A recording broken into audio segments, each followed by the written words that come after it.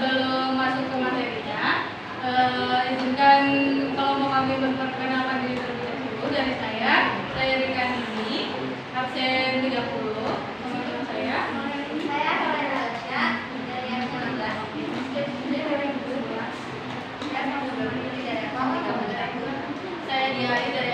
Saya Diayu absen 12.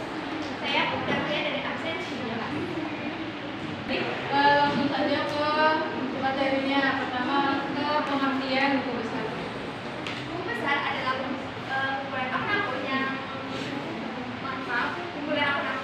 yang bertujuan untuk mengelompokkan, meringkas, serta mencatat semua transaksi semua keuangan akibat transaksi, baik bertambah maupun berkurang. Dalam buku besar juga terdapat format, yaitu ada tanggal,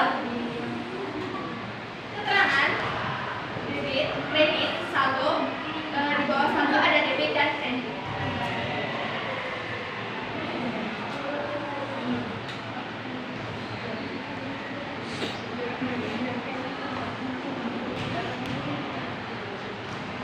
Juga di dalam buku besar, akun-akunnya itu memiliki halaman dan kolom-kolom tersembunyi untuk mencatat semua transaksinya.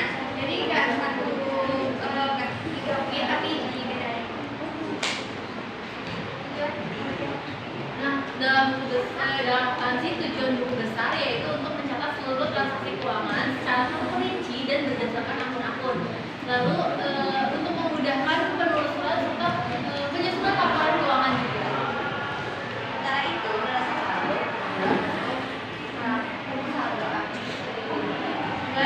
Kemudian neraca saldo itu dari kumpulan akhir dari buku besar tadi, saldo yang terakhir dipindahkan ke neraca saldo yang biasanya itu dari akhiran garis merah seperti ini, nanti dipindahkan ke sesuai nominal sesuai nomor akun. antara itu neraca saldo ada yang saldo akhir dari seluruh akun ke buku besar dan neraca saldo bertujuan untuk merangkum saldo akhir dari seluruh akun dalam buku besar dan memeriksa keseimbangan antara total debit dan kredit sebagai langkah awal sebelum penyusunan laporan keuangan.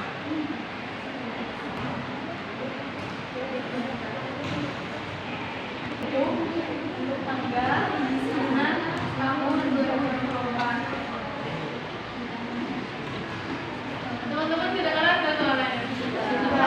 Lidahnya lagi kurang.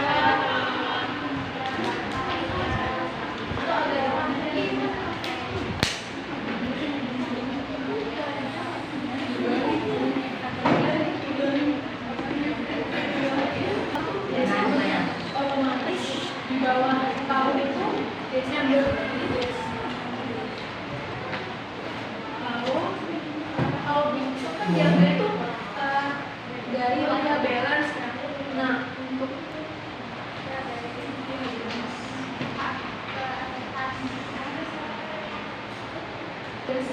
nomor 1 110 cash and bank. Di sebelah debit 313.650.000 rupiah. Nah, saldo ini dipindah di buku besar. Tahun itu di bagian di kolom saldo di debit sini. Nah, untuk tanggalnya itu diisi dengan tanggal 1. Kalau kan real balance itu awal ya. Itu tanggal keterangannya itu real balance. Lalu selanjutnya itu diambil dari rekap cash payment.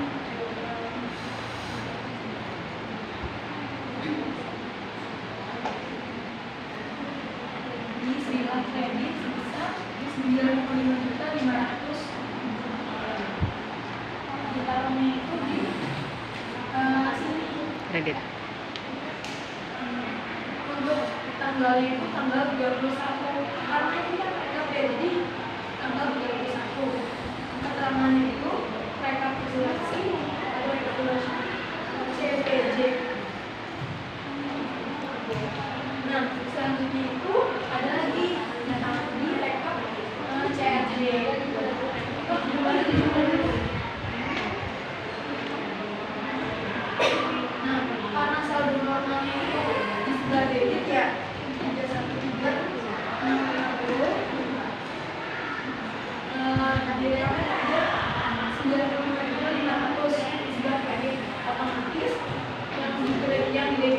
kurangin 95 juta.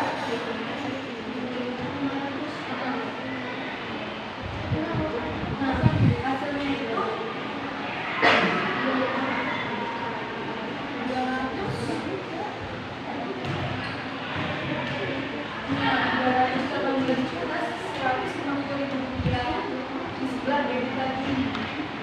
Nah, selanjutnya tuh ada di rekap CNJ di sebelah debit sebesar 59.070.000. Istimewa juga besar di sebelah debit sebesar 59.070.000. Nah, untuk tanggalnya itu tanggal itu disidangan tanggal 21. Keterangannya rekap CRJ. Lalu karena ini debit ketemu debit otomatis tambah, jadi hasilnya itu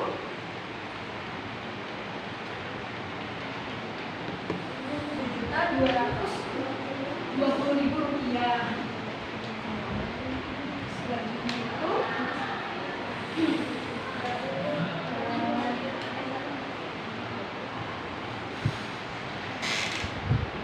Selanjutnya itu utang dagang ataupun utang dagang. Caranya itu sama, untuk tanggal itu diisi dengan 2024 dulu, tahun terjadi transaksi, terus Desember, terus tanggal 1 dia balance. Kebetulan nih dia balance kan ada nominalnya ya. Ada nominalnya? Nggak ada maksudnya. Ada sama. Nggak ada.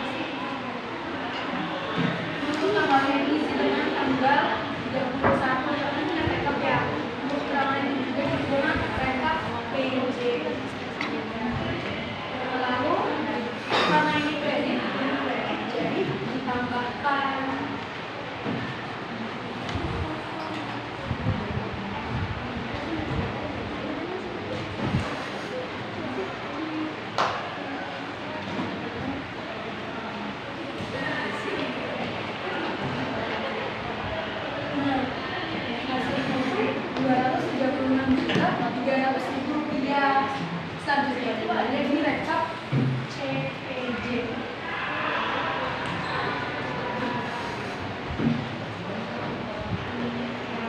Di sebelah kiri isi dengan keterangannya rekap CPJ. Lalu kalau ini kredit ulangin.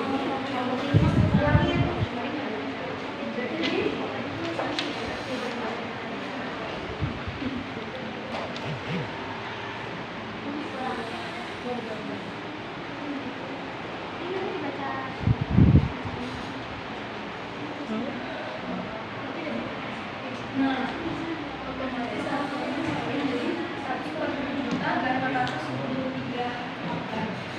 Dia belok.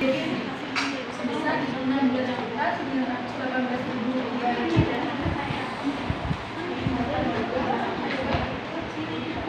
Jadi 16 juta Rp218.000. Nah, kita kali ini sedang mengambil namanya rekap BJ. Nah, ini kan BJ ya, otomatis dikurangin.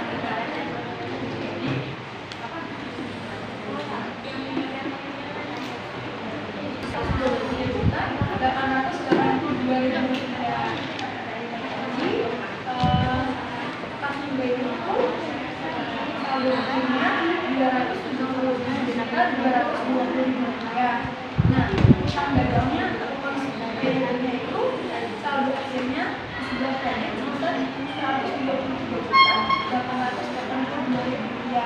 Selanjutnya itu setelah nilai besar akan ada saldo.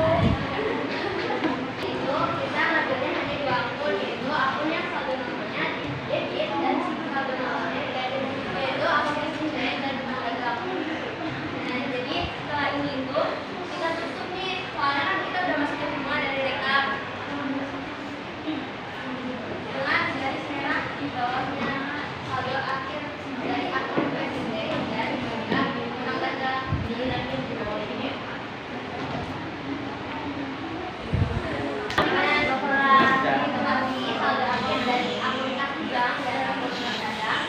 Lalu kita memindahkan saldo akhir ini ke dalam neraca saldo.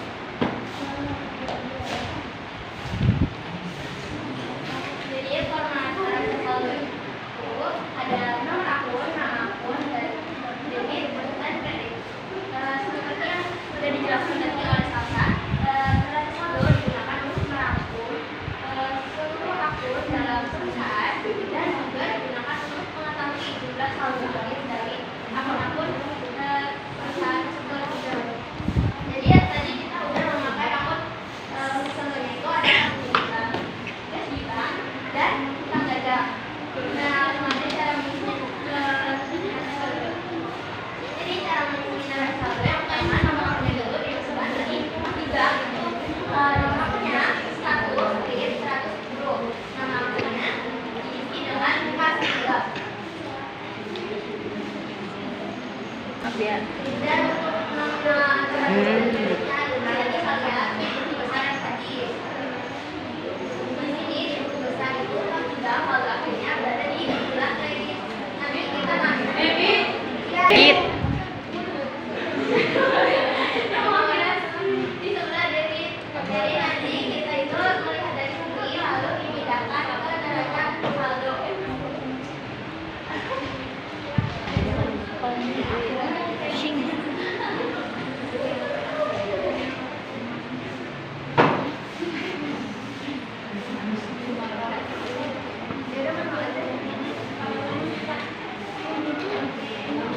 Manual aja nggak apa-apa.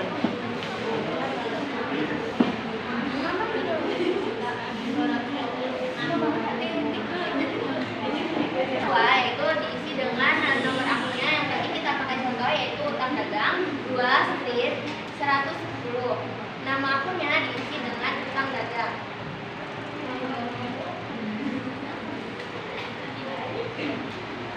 Diambil dari buku besar. Di sini nominal akunnya yaitu di sebelah kredit sebesar Rp123.882.000.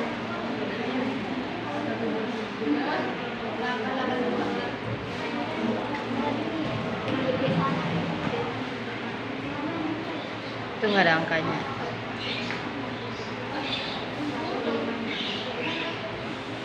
Karena kita modelnya cuma dua akun, pas di bank dan utang dagang, jadi nominalnya nggak balance teman-teman. Karena kalau kita menggunakan seluruh akun dari perusahaan tersebut, nanti waktunya terlalu lama ya Ibu. Jadi sebenarnya ini tuh nanti setelah kita masukkan semua neraca saldonya dari buku besar tadi, itu tuh kita bakal totalin di paling bawahnya, yaitu dan debit dan kreditnya itu harus balance. Dan di sini kan kita cuma dua ya, jadi ke balance antara debit dan kreditnya. Taruh aja di bawah, nggak apa-apa. Jadi nanti semua ini diambil dari nominal akhir dari besar perhitungan tadi. Nah, pasti itu nanti hasilnya akan balance seperti ini.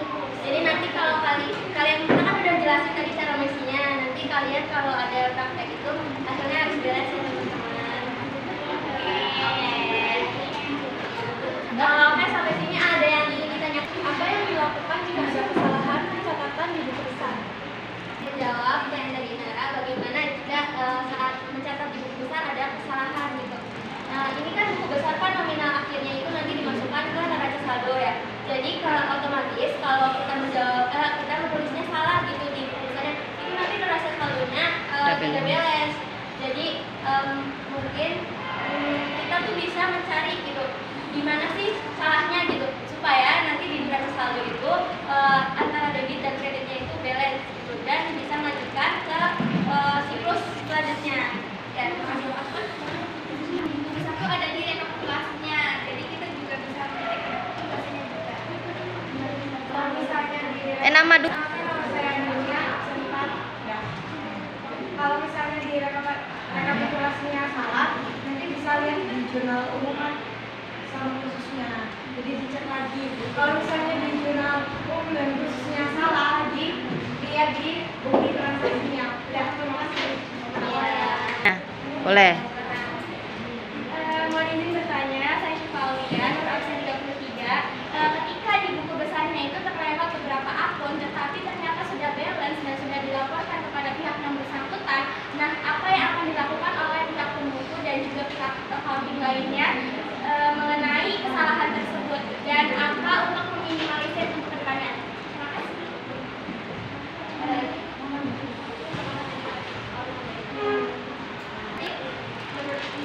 Menjawab menurut kita itu ketika di buku besarnya itu salah bagaimana nanti ternyata terlewat.